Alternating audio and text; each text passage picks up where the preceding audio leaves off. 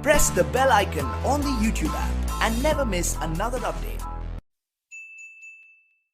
میں یہ محسوس کرتا ہوں کہ ان تمام واقعات و حوادث اور علامات قیامت کی ترتیب کے حوالے سے عوام تو عوام، ہمارے زمانے کے بعض اہل علم بھی بہت زیادہ کنفیوژن کا شکار ہیں، اور بڑی بڑی کتابوں کے مطالعے اور طویل بیانات سننے کے بعد بھی احادیث مصطفیٰ صلی اللہ علیہ وآلہ وسلم کی روشنی میں ان واقعات کی ترتیب کو سمجھ نہیں پاتے۔ اس علم کے حوالے سے احادیث مصطفیٰ صلی اللہ علیہ وسلم کا مطالعہ بھی ضروری ہے، لیکن ان احادیث کی فقہ کو پڑھنا بھی ضروری ہے۔ اس علم کی فقہ کو پڑھے بغیر اس علم کو جاننے کی کوشش کرنے والے مزید شکوک و شبہات کا شکار ہو جاتے ہیں، جبکہ اشراط الساعہ و علم آخر زمان کا فائدہ یہ ہے کہ اس علم کے ذریعے انسان کے ایمان میں مزید تقویت اور پختگی پیدا ہونی چاہیے کہ بھائی ہم اپنے زمانے میں جن واقعات کا بچشم سر مشاہدہ کر رہے ہیں، ایک صادق و امین انسان انہی واقعات کو آج سے 1400 سال پہلے بیان کر رہا ہے اور نبوت کا دعوے دار بھی ہے، اور اگر 1400 سال پہلے بیان کیا گیا وہ علم ہمارے دور کے واقعات کے عین مطابق ہے، تو ہمیں ماننا پڑے گا کہ وہ مدعی نبوت جس طرح اپنے اس دعوے میں سچا ہے وہ اپنے ہر دعوے میں سچا ہے۔ تو کونین کے والی صلی اللہ علیہ وآلہ وسلم کا ہمارے دور کے واقعات کو آج سے 1400 سال پہلے بیان کر دینا نہ صرف اسلام پر اعتراض کرنے والے غیر مسلموں کے لیے مسکت اور منہ توڑ جواب ہے، بلکہ مومنین مسلمانوں کے ایمان کی پختگی کا بھی باعث بنتا ہے کہ ہمارے آقا صلی اللہ علیہ وآلہ وسلم نے آج سے 1400 سال پہلے جو بیان کیا وہ حق ہے، وہ سچ ہے۔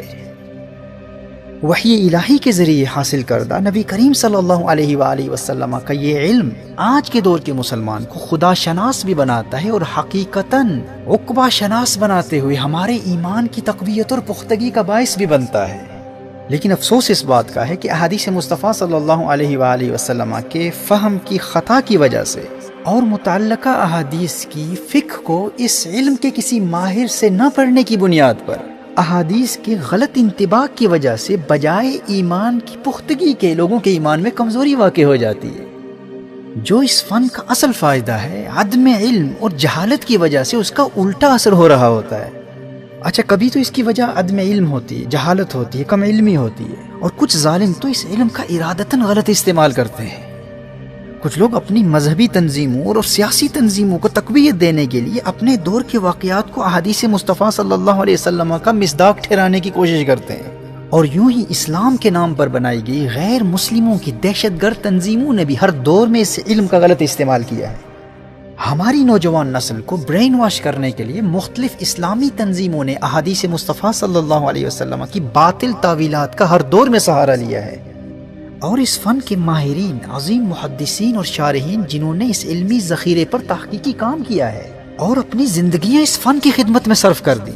ان ظالموں نے ان کی تشریحات اور احادیث میں پائے جانے والے ظاہری تعارضات کی تطبیق کے مختلف اسالیب کو بالکل نظر انداز کر دیا، اور اپنی سیاسی اور ان نام نہاد اسلامی تنظیموں کے مفاد کی خاطر مختلف ادوار میں احادیث مصطفیٰ صلی اللہ علیہ وآلہ وسلم کا غلط استعمال کیا۔ دیکھیے، یہ جو سنن نبی داؤد اور سنن ابن ماجہ کی حدیث ہے، ستصالحون الروم صلحا آمنا فتغزون انتم وهم عدوا من ورائکم فتنصرون۔ نبی کریم صلی اللہ تعالی علیہ وآلہ وسلم نے ارشاد فرمایا تم عن قریب رومیوں سے امن والی صلح کر لو گے۔ فرمایا تمہارے یعنی مسلمانوں اور رومیوں کے مابین ایک پرامن ٹریٹی ہوگی، ایک پرامن معاہدہ ہوگا۔ فتغزون انتم وهم عدوا من ورائکم، پھر تم اور رومی مل کر اپنے علاوہ کسی اور دشمن سے لڑو گے، اور تم مدد کیے جاؤ گے، اور تم مال غنیمت حاصل کرو گے، تم سلامت رہو گے۔ اب غور کیجئے گا کہ ایک زمانے میں اس حدیث کی وضاحت یوں کی گئی تھی، سوویت یونین وار کے دوران جب افغانستان میں مسلمانوں نے امریکہ کے ساتھ مل کر رشیا کے خلاف، روس کے خلاف جنگ لڑی تھی، تو کہا گیا تھا کہ یہ جنگ اس حدیث کا مصداق ہے، کیونکہ اس میں مسلمان امریکہ کے ساتھ مل کر کسی تیسرے دشمن کے خلاف جنگ لڑ رہے ہیں۔ یہ جنگ سوویت یونین کے خلاف تھی، یعنی روس کے خلاف۔ اب چونکہ حدیث میں روس کا ذکر نہیں، رشیا کا ذکر نہیں ہے، تو کہا گیا کہ وہ تیسرا دشمن روس ہے۔ اب چونکہ نبی کریم صلی اللہ علیہ وآلہ وسلم نے مسلمانوں کو مخاطب کیا تھا اور وہ جماعت صحابہ تھی، وہ اہل حق تھے، فرمایا رومیوں کے ساتھ اتحاد کر کے تم لڑو گے، یعنی اہل حق مسلمان لڑیں گے۔ تو 1400 سال گزرنے کے بعد لوگوں نے یہ استدلال کیا کہ یہ روس کے خلاف امریکہ کے ساتھ اتحاد کرنے والے مسلم یہی اہل حق ہیں،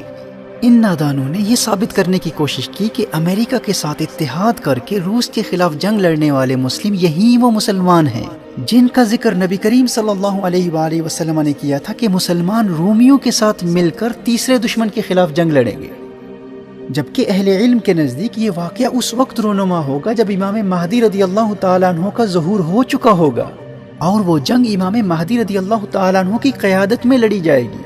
اور یہاں اس حدیث کو سوویت یونین کے خلاف لڑی گئی جنگ پر چسپاں کیا جا رہا ہے۔ اب اس حدیث کی اس توجیہ کو سننے والوں نے اس بات پر غور کرنے کی کوشش ہی نہیں کی کہ یہ حدیث مصطفیٰ صلی اللہ علیہ وسلم کس دور کی جنگوں پر دلالت کر رہی ہے۔ کیا یہ قبل ظہور امام مہدی کا واقعہ ہے یا اس جنگ پر دلالت کر رہی ہے جس میں امام مہدی رضی اللہ تعالیٰ عنہ خود موجود ہوں گے؟ اور یہ جنگ تو اس زمانے میں لڑی گئی جب امام مہدی کا ظہور ہی نہیں ہوا تھا۔ تو جو شخص ان احادیث کی فقہ کو جانتا ہے وہ کبھی اس فکری اور ذہنی ارتباک اور تشویش کا شکار نہیں ہوگا، اسے اس حوالے سے کبھی مغالطہ نہیں ہوگا۔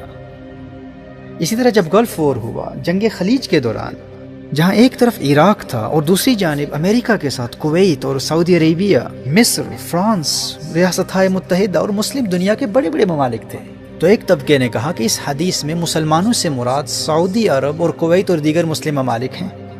اور چونکہ حدیث میں ہے کہ مسلمان رومیوں کے ساتھ صلح کریں گے تو اس حدیث میں رومیوں اور عیسائیوں سے مراد امریکہ اور دیگر ممالک ہیں، اور جس تیسری قوت کا حقیقی مسلم امریکہ اور رومیوں کے ساتھ مل کر مقابلہ کریں گے وہ تیسری قوت عراق ہے۔ اور امریکہ کی زیر قیادت عراق کے خلاف کی گئی اس جنگ میں کویت، سعودی عربیہ اور ان کے ساتھ تمام محارب اور تمام اتحادی مسلم ممالک اہل حق ہیں، اور حدیث میں نبی کریم صلی اللہ علیہ وآلہ وسلم نے انہی مسلمانوں کو مخاطب کیا تھا، اور یہی مسلم اہل حق ہیں، اور وہ تیسری دشمن طاقت عراق ہے۔ اب آپ دیکھ سکتے ہیں کہ لوگ کس طرح اپنے ذاتی مفادات اور تنظیمی اور تحریکی مفادات اور سیاسی نظریات کے پرچار کی خاطر حدیث کا غلط استعمال کرتے ہیں، جبکہ یہ حدیث تو اس دور کے متعلق ہے جب امام مہدی کا ظہور ہو چکا ہوگا اور امام مہدی کے پرچم تلے تمام مسلم دنیا متفق ہو چکی ہوگی۔ اسی طرح آج UAE کا امریکہ کے حق میں اسرائیل کے وجود کو قبول کر لینا، یا جب بھی سعودی عربیہ، UAE یا کوئی بھی اسلامی ملک امریکہ وغیرہ کا ساتھ دے کر باقی تمام مسلم دنیا کی مخالفت کرتا ہے، تو کچھ نادان ان ممالک کے رومیوں کے ساتھ اتحاد کو اس حدیث سے جسٹیفائی کرنے کی کوشش کرتے ہیں۔ انہی احادیث کا سہارا لیا جاتا ہے اور تاثر یہ دیا جاتا ہے کہ رومیوں کا ساتھ دے کر باقی مسلم دنیا کی مخالفت کرنے والے مسلمان اس حدیث کی روشنی میں اہل حق ہیں، اور باقی تمام مسلم دنیا وہ تیسری قوت ہے، جبکہ حقیقت یہ ہے کہ یہ حدیث اس زمانے کی جنگ کے لیے ہے جب امام مہدی رضی اللہ تعالیٰ عنہ کا ظہور ہو چکا ہوگا۔ اس علم کے ماہر ہمارے اسلاف نے مختلف احادیث کی روشنی میں یہی نتیجہ اخذ کیا ہے، جن کی کتابوں کا حوالہ میں آگے چل کر تفصیل سے پیش کروں گا۔ لیکن آپ دیکھ سکتے ہیں کہ ابھی امام مہدی رضی اللہ تعالیٰ عنہ کا ظہور ہوا ہی نہیں ہے، اور لوگ اپنے زمانے کی جنگوں کو اس حدیث کا مصداق ٹھہراتے رہے۔